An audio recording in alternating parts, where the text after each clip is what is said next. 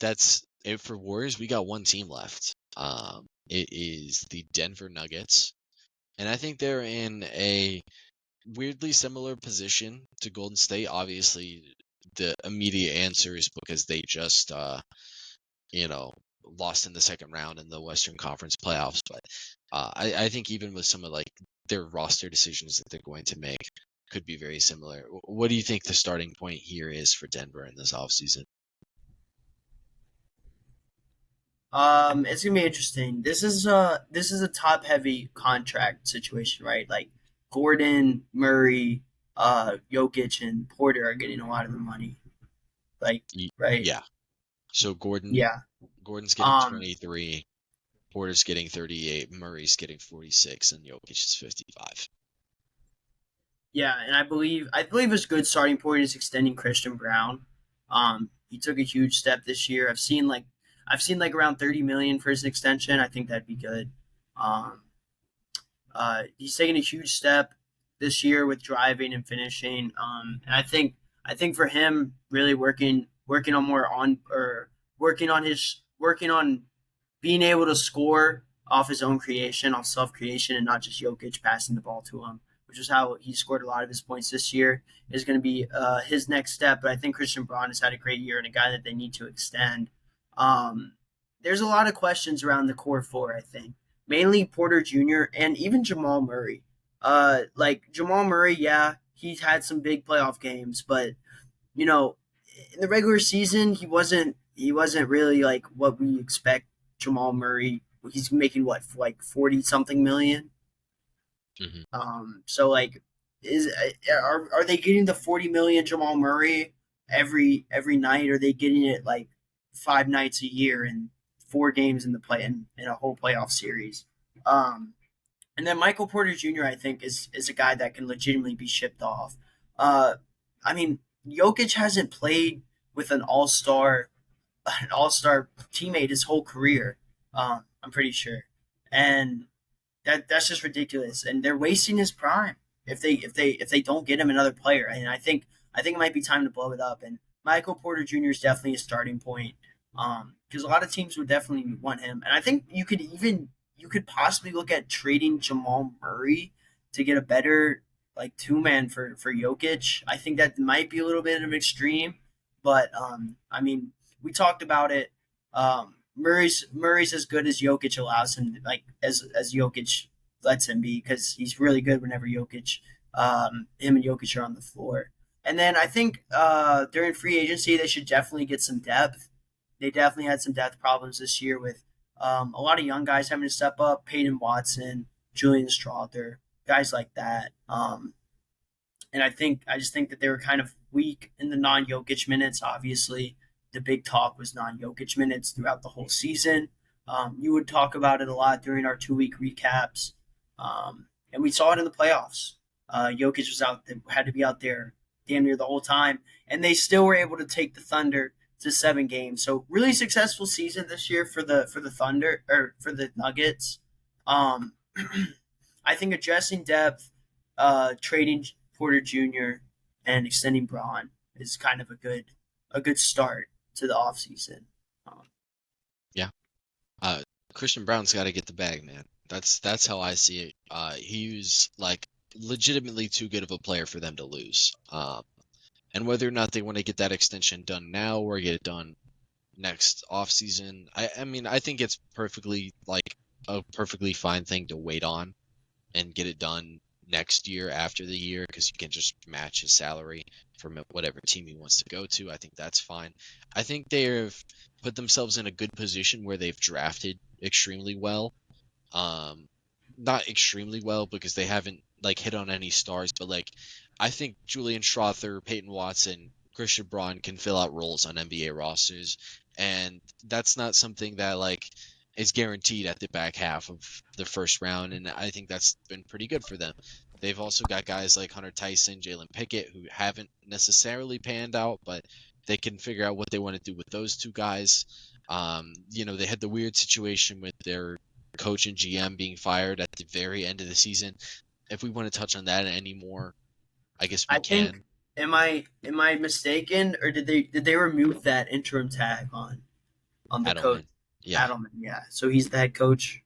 yeah. So they're Good bringing move. back Adelman. Definitely a good move. I think. Oh yeah, another important part of this offseason is figuring out who your director of basketball ops is going to be, because that's Yeah. huge, obviously.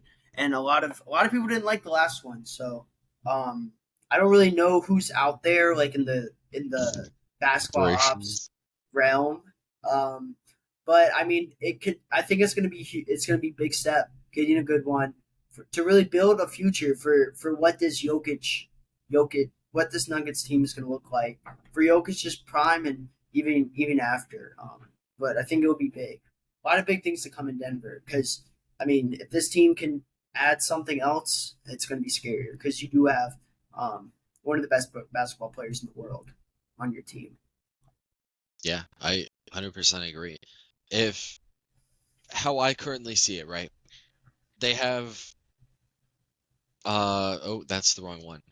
They have negative $4.7 million from the first apron. If they get under the first apron, then they can get a full taxpayer mid-level exception. That is also with assuming Westbrook's going to opt in to his player option, which I'm pretty sure he's going to opt out. So they're just going to have to shed a little bit of money to get a full mid-level exception, which I think is big because that can be a big way to add to this roster.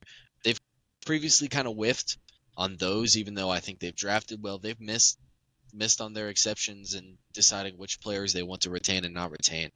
Um, they couldn't retain Bruce Brown, but they decided not to retain KCP a year ago. That was, I mean, he didn't really pan out in Orlando, but he would have definitely helped this team. They whiffed on the Dario Saric acquisition, which I can't really blame them because you and I both liked the acquisition going into the year. Um, Zeke Naji, that extension just didn't. Zeke I've Naji's been not giving him I've been anything. seeing a lot of people say that Najee is a movable contract for them. It's very movable because it's like $8 million, and they would definitely want to get out of it.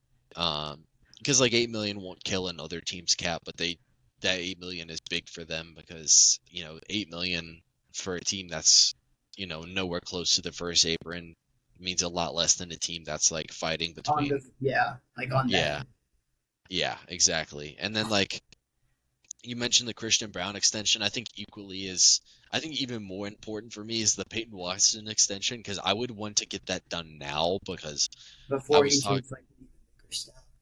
Yeah, I was talking with somebody. I can't remember who I was talking about, but like Peyton Watson to me like screams like he's going to get a huge contract at some point in his career.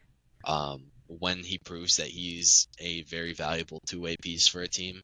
Like it's in like the Aaron Gordon, OG Anunoby type of realm where he's not ever going to even look like a number one option on a team, but like he's just such an impactful two-way player that you kind of got to get it done. Deron Holmes maybe gives them some minutes. He's currently recovering from an Achilles. Yeah, They got Schrother. Like I think another big part of it too. Like I'm not super interested in moving Murray because I think the Porter contract is worse, and I think Porter is a little bit more replaceable as well. Um, you get a player who can play on both sides of the floor instead of Porter Jr. at a cheaper cost. Like that's perfectly possible. Like you could get Cam Johnson potentially.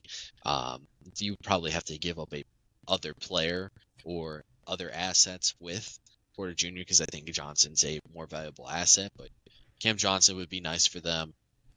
There's other wings that would be nice for them. Although two-way wings are uh, very very impactful. And they could figure something out with Porter's contract or moving Najee or getting rid of the Sarge money that they're definitely going to have. And then they could get a full taxpayer mid-level exception and add a player to the roster. Maybe that two-way wing is uh,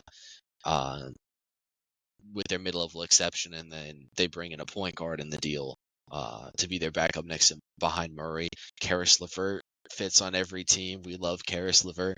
Um, yeah, I mean that's how I see it personally. Um, if anybody's going to be a big mover here, I think it would be Porter in my opinion, and I think the Brown extension is going to shock a lot of people.